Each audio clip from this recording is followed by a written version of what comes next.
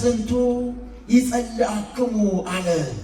ስለዚህ ዓለም ይጠላችኋል። የዮሐንስ ወንጌል ምዕራፍ 15 ቁጥር 16 ላይ ማን ይጠላችኋል? ማን ይጠላችኋል? ዓለም። ለሐዋርያት የተነገረ ነው።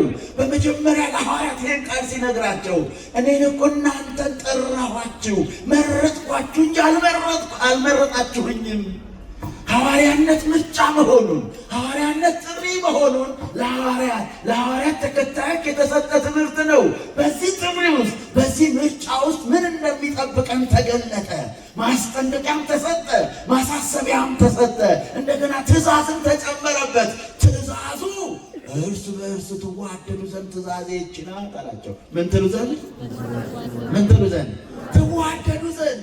ፍቅር ከሌለ ዲያብሎስ እንዳሻው ይጫወትብናል።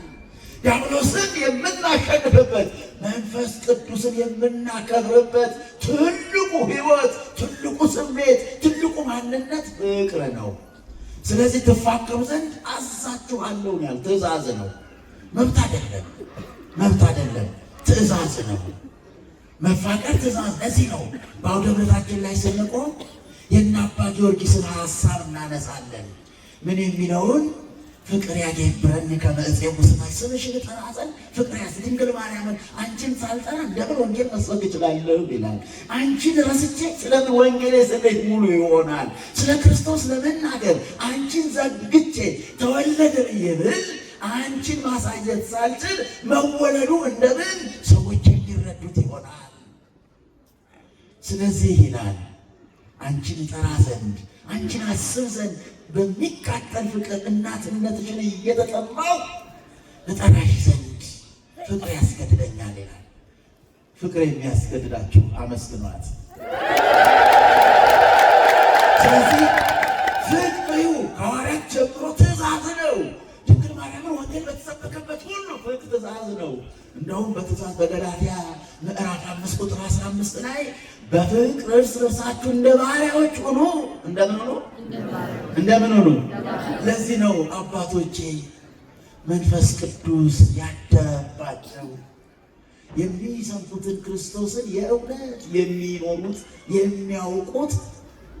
የሚያውቁት እኔ የድንግል ባሪያ ነኝ ይላሉ። በፍቅር የድንግል ማርያም ባሪያዎች ነን። በፍቅር የድንግል ደግሞ እርሷ ወላዲተ አምላክ ናት። ማናት? ሹመቱን ምስጋናውን የተካተተበት ማለት ወላዲተ አምላክ አለቀ በቃ። እንደ ውዳሴ ሲደረደር ቢሆን ቃል ሲደረደር ይሄንን የሚወክል የሚመጥን ቃል አይገኝም። ድንግል ማርያምን እናመስግናት ብለን እንደው የልባችን ይድረስ ብለን ፍቅራችንን ለመግለጥ ቃል ካልደረደርን በቀር የውዳሴው ሁሉ መቋጫ ወላዲተ አምላክ የሚለው ቃል ነው። የአምላክ እናት እኮ ነው። አንደበት ተናግሮ የማይጨርሰው፣ ጆሮ ጨርሶ የማይሰማው፣ በአይምሮ ምጥቀት በህሊና ብቃት የማይረዱት ሰማያዊ ሚስጥር፣ መለኮታዊ ሚስጥር። ይሄ ሚስጥር ወላዲተ አምላክ። ከዚህ በላይ ምስጋና ከወዴት አገኛለሁ? ወላዲተ አምላክ በሏት። በቃ ምስጋናው ይሄ ምስጋናዎች ሁሉ ማካተቻ ነው። ክብር ምስጋና ውዳሴ ለእናታችን ይሁን። እርሷ የአምላክ እናት ናትና ሁላችንንም ትባርካለች። እርሷ ድንግል ማርያም ምልዕተ ጸጋ ናትና በመንፈስ ቅዱስ እንድንሞላ ምልጃዋ ኃይል አለው። ምልዕተ ጸጋ ናት፣ ምልዕተ ክብር ናት። እሷ ድንግል ማርያም እንወዳታለን። የጌታችንን የኢየሱስ ክርስቶስን እናት ኢየሱስን ጌታ ያለ ትውልድ የጌታዬ እናት ድንግል ማርያም ማለት እንዴት ያቅተዋል? ኢየሱስ ክርስቶስን እወዳለሁ የሚል ትውልድ እናቱ ድንግል ማርያምን እንደምን ይዘነጋል? ክርስቶስ የከፈለውን በእጆቹ ያለፈውን የችንካር መስቀል የሚያስብ ትውልድ በልቧ ያለፈውን የሐዘን ሰይፍ እንደምን ይዘነጋል? እንዲህ የሚሆነው ፍቅር ሲኖር ነው። እሷ ወላዲተ አምላክ ናት፣ የአምላክ እናት ናት። ሁላችንም ትባርካለች። እሷ ድንግል እንኳን እኔ እንኳን ወደ ክርስቶስ መንግስት እየጠራኋችሁ ነው። የድንግል ማርያም ስራዋ ወደ ልጇ ወደ ክርስቶስ መንግስት መጥራት ነው። እየደገፈች እየረዳች በጭንቃችሁ ቀን ደርሳ እያዝናናች ወደ ልጇ መንግስት ወደ ክርስቶስ የምታፈልስ የዚህ ሰማያዊ መንግስት እናታችን የበረከት ምንጭ ሰራተኛ ድንግል ማርያም እኮ ከሐዋርያት ሁሉ የምትበልጥ ከነቢያት ሁሉ የምትበልጥ ይህን አልዘረዝርም። ደግሞ ድንግል ማርያም ሁላችንንም ለልጇ የክርስቶስ መንግስት ትጋብዛለች። የልጇን የክርስቶስን ደስታ እንድንቀምስላት በጸሎቷ ትደግፋለች፣ በአማላጅነቷ ትረዳለች። ምክንያቱስ እሷ የክርስቶስ እናት ናት። ሀሳቧ ክርስቶስ ነው። ስራዋ ደግሞ ምእመናንን ለክርስቶስ ምርኮ ማምጣት ነው። 21 ብለን ድንግል ማርያም ብለን ስናስብ ለልጇ ምርኮ የምታስገባበት ቃል ኪዳኗ ሰፍቶ ተገልጦ በምላት ስራ የሚሰራበት በመሆኑ እኮ ነው። እናንተ ክብር ምስጋና ለስሙ ይሁን። ቅዱስ ዳዊት እንዲህ የሚል ሀሳብ አለው። ጣዕሙ ከመሄር እግዚአብሔር ይላል። እግዚአብሔር ቸር እንደሆነ የምንቀምስባቸው ስለ መላእክቱ ሲናገር የተናገረው ቅዱሳን ቸርነቱን ትልቋ የእግዚአብሔር ቸርነት የምንቀምስባት ድንግል ማርያም ናት። ደግሞ ቸርነቱ ወርዶ ያየንባት ተበልጦ ያገኘንባት ቅዱስ ሥጋውን ክቡር ደሙን እንድንቀበል ከእርሱም ጋር እንድንኖር ምክንያተ ድኅነት ሆና ያገኘናት እሷ እኮ ድንግል ማርያም ናት። ይህን አለመጥራት እሷን አለመውደድ ክርስቲያን ነኝ ብሎ ወንጌል ይዞ ኢየሱስ ክርስቶስን አውቃለሁ የሚል ትውልድ እንደምን ድንግል ማርያምን መርሳት ይችላል? ከነዚህ ከተናናሾቹ አንዱ ተብሎ የሚሰሙት የከበረችውን ከፍ ያለችውን እማምላክ የተሰኘችውን የኢየሱስ ክርስቶስን እናት መዘንጋት እንዴት ይችላል? ክብር ምስጋና ለስሙ ይሁን። ስለዚህ ትእዛዝ ፍቅር ነው። እዚህ ውስጥ ብዙ ገልጬ አላስተምርም ወገኖቼ፣ አላስተምርም። ይህንና ዓለም እንዴት እንደሚቀበላቸው ይናገራል። ግን ዓለም ስለዚህ ይጠላችኋል፣ እኔን ጠልቶኛል ይላል። ምክንያቱስ በኋላ እንነጋገራለን። እርሱ ለምን ጠላው? ስላላወቀ፣ አባቴን ስላላወቀ እኔን አላወቀም ይላል። ምን ማለት ነው? ስለ እኔን እንዲያገጠሉኝ የኔ የሆናችሁት የማትጠሉበት ምን ምክንያት አለ ይላል። ደግሞ እንዲህ እኮ ነው፣ ሰው ሁሉ ይውደደኝ የሚል ሰው እዚህ መካከል ካለ ትዕቢተኛ ነው። ምንድን ነው? ትዕቢተኛ ነው። ለምንድን ነው ትዕቢተኛ የሆነው? እንኳን እናንተ ኢየሱስ ክርስቶስንም ሁሉ ምን አላለውም? አልወደደውም።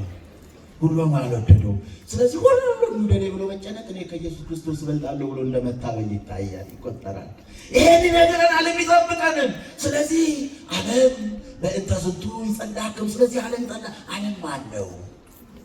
ዓለም ማለት ምን ማለት ነው? ዓለም የት ነው? ለምንድን ነው የሚጠላን? የምንጠላው እነማንን? በምን ስራችን ነው የሚጠላን? ስለዚህ በምንጠላበት ዓለም ውስጥ የምንኖር እንዴት ነው መኖር ያለብን? ወገኖቼ ትምህርቴን ልጠቅልና ዛሬ ቅድስት ሥላሴ ብለን እናስብ። ወር በገባ በሰባት ምንድን ነው?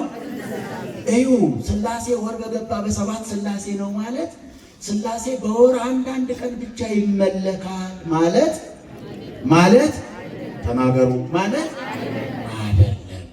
እና ምንድን ነው ብለን ስንል አንድነት ሦስትነትን ምክንያት አድርገን እንድንማማር ስርዓት የተሰራበት ነው። አንዳንድ ጅል አለ በስድስት አርሴማ የምትመለክ ይመስለዋል፣ በሰባት ሥላሴ የሚመለክ፣ በስምንት ደግሞ አርባዕቱ እንስሳ፣ በዘጠኝ እንደዚህ፣ በ10 መስቀል፣ በ11 ሐና ያሬድ፣ በ12 ቅዱስ ሚካኤል እያለ እንዲህ ምናመልክ ይመስለዋል። እንደሱ አይደለም። የሚመለከው ቅድስት ሥላሴ ብቻ ነው። የሚመለከው ማን ነው? በኢትዮጵያ ኦርቶዶክስ ተዋሕዶ ቤተክርስቲያን ከቅድስት ሥላሴ ውጭ የሚመለክ የለም። ከሥላሴ ውጭ የሚመለክ በደንብ በሯ ከሥላሴ ውጭ የሚመለክ ከቅድስት ሥላሴ ውጭ የሚመለክ እና ታዲያ ለምን ዛሬ በሰባት ብቻ ሥላሴ ተባለ ብለን ስንል አንድነት ሦስትነቱን ለመማር ስርዓት የተሰራበት ነው። አምልኮ ቅድም እንደነገርኳችሁ ማዕከሉ ዕለተ ዓርብ ነው፣ ቀራንዮ ነው፣ የክርስቶስ መስቀል የክርስቶስ ሥጋና ደም ነው። የሚመለከው ደግሞ አምልኮ እሱ ነው፣ የአምልኮ ማዕከል እሱ ነው። የሚመለከው ቅድስት ሥላሴ ነው ማለት ነው። ማዕከሉ የክርስቶስ ሥጋና ደም። የሚመለከው ደግሞ ማን ነው? ቅድስት ሥላሴ። በሦስትነት ምን እንላለን? አብ ወልድ መንፈስ ቅዱስ። ስንት አምላክ? አንድ አምላክ እንጂ ስንት አምላክ አይባሉም። ሶስት አማልክት አይባሉም። አንድነታቸው ሦስትነታቸውን አይጠቀልልም። ሦስትነታቸው አንድነታቸውን አይከፋፍልም። አንድ ነው ብለን ስንል ሁለተኛ ጭማሬ ክልኤ አይነገርበትም። ሦስት ነው ብለን ስንል አራተኛ ርባኤ አይነገርበትም። በማትጠቀለል ሶስትነት በማትከፋፈል አንድነት ማን ይመለካል? ሥላሴ። ማን ይመለካል? ክብር ምስጋና ለሥላሴ ይሁን። ብፁዕ አባታችን ጊዜውን ስለወሰድኩ ይቅር ይበሉኝና ወስብሐት ለእግዚአብሔር ወለወላዲቱ ድንግል ወለመስቀሉ ክቡር። ይቆየን።